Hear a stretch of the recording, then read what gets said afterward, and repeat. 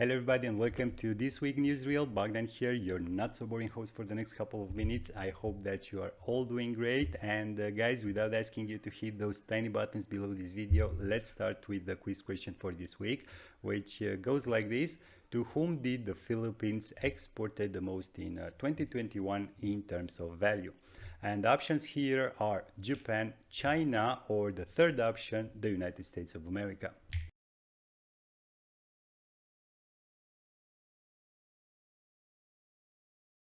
And guys, the correct answer is the United States with almost $12 billion worth of exports, followed by China with some $11.5 billion, while the third option, Japan, sits on the third spot with some $10.7 billion.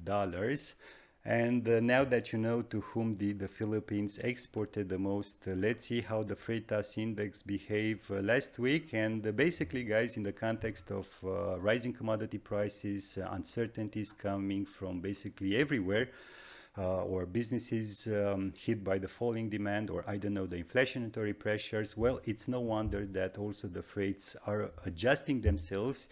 And we have for week 26 a general index who plummeted 6%, bringing the absolute value to $6,577, with big movers here concerning the North America East Coast to China sub-index was up 10%.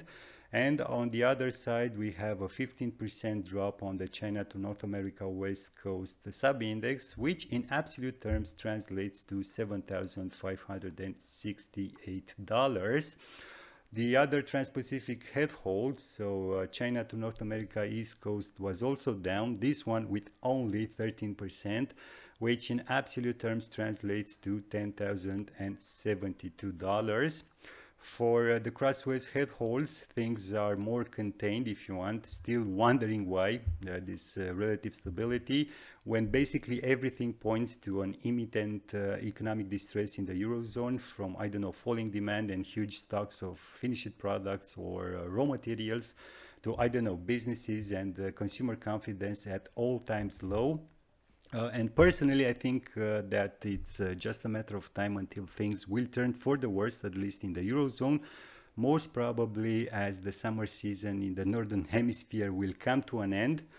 But anyways, guys, we will wait and see together how things will develop. For me, caution is the word for the next couple of months. And in this highly uncertain environment, guys, let's move on to the news. And the first one is coming from splash247.com, and it covers one of my favorite topics, competition in container shipping.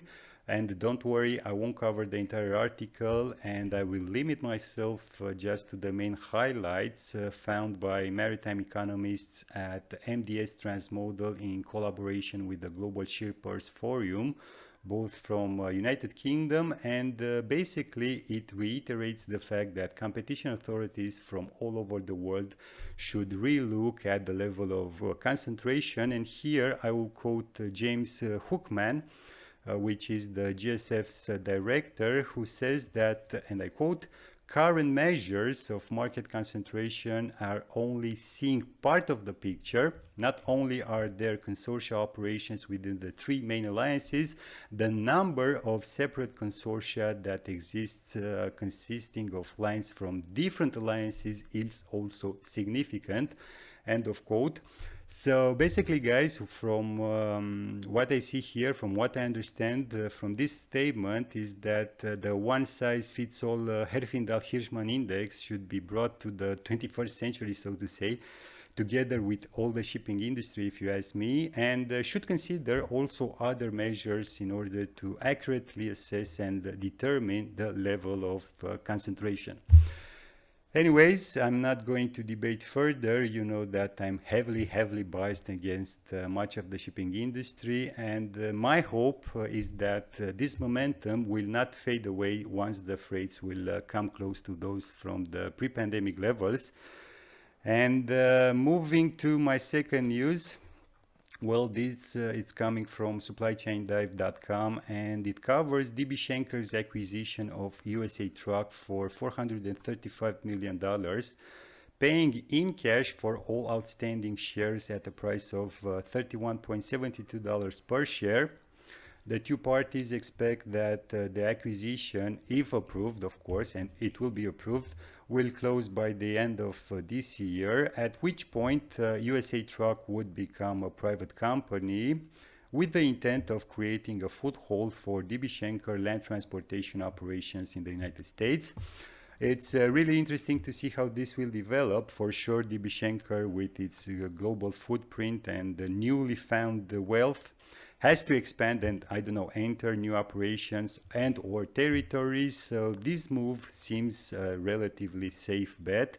I think that DB Schenker's management is more cautious, and at this point they either don't have the courage or, I don't know, the money to enter potentially bigger markets like, I don't know, South America or Southeast Asia. So guys, that's the news about DB Schenker latest acquisition, and now I will move to my next one. It's coming from vietnamnews.vn.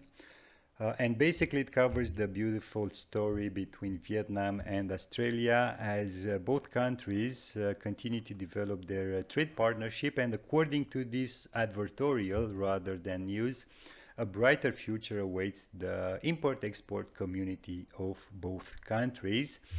Now, joke aside, guys, for sure, Vietnam, along with, I don't know, Bangladesh, India, or why not Cambodia, are grabbing important businesses out of China. I'm talking here about labor-intensive businesses. Almost all of these countries have a large number of middle-class workers who will need either Western goods or commodities for their industries, and this is what is happening right now, if you ask me, between Australia and Vietnam. On the one hand, Australia is securing an export market for its commodities like ores, cereals, or copper. And on the other hand, Vietnam is trying to secure some potential foreign direct investments coming from Australia in sectors like footwear, apparel, or I don't know, furniture, along with securing an export market. And guys, continuing the topic of trade agreements, I'll now move to my next news. It's coming from the EU Commission, and basically it covers the European Union New Zealand trade agreement as last week. So on June 30th, both parties concluded their 4-year negotiation, and very briefly here it covers topics like trading goods, for which both parties will cut duties. It covers the rules of origins, customs, and trade facilitations, but also trade remedies or capital movement, amongst other things. It's still an ongoing process, but once the negotiations will end and receives the green light from the EU Parliament, the agreement can enter into force. We have here a couple of trade statistics between the European Union and New Zealand. At first look, it seems that the European Union will benefit the most, but I have to remind you guys that goods exports of 5.5 billion euros in a year, it's not that much for a trade bloc comprising of 27 countries and more than 400 million people.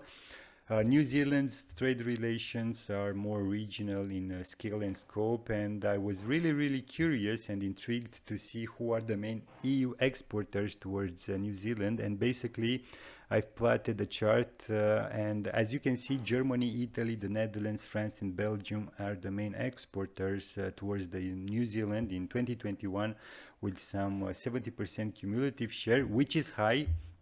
And for me, it begs the question if this free trade agreement is just for pushing the agendas of these 5 particular countries or for the whole bloc. France is on a crisis. Germany also is on a crisis right now. For the first time in a couple of years, it imported more than it exported. Of course, rising commodity prices have a big contribution here, but still new markets for the made in Germany products have to be found. And I bet that once this agreement enters into force, the cumulative share of the exports of these 5 countries will grow even more. But anyways, moving forward with the news, I have one more to cover. I will be very briefly. I promise. It's coming from Politico.com and concerns the G7 response to China's Belt and Road Initiative, as the G7 leaders pledged $600 billion for developing infrastructure projects, which, if you ask me, it's a little bit too late. Add here the complexity of bringing a common ground to these seven heads of states, and basically you have lost the battle with China before it even started. Sorry, I don't buy this story. I won't cover more here. I leave the pleasure of reading the entire article to you guys. And if you have, I don't know, different opinion on this topic, please share it with me. As now I will put an end to this video. The producers are telling me that commercial are next. I have to hurry. Thank you all for watching. I hope that you've liked it. Don't forget to hit the like and the subscribe buttons. And as usual, until next time, keep your business safe. Thanks.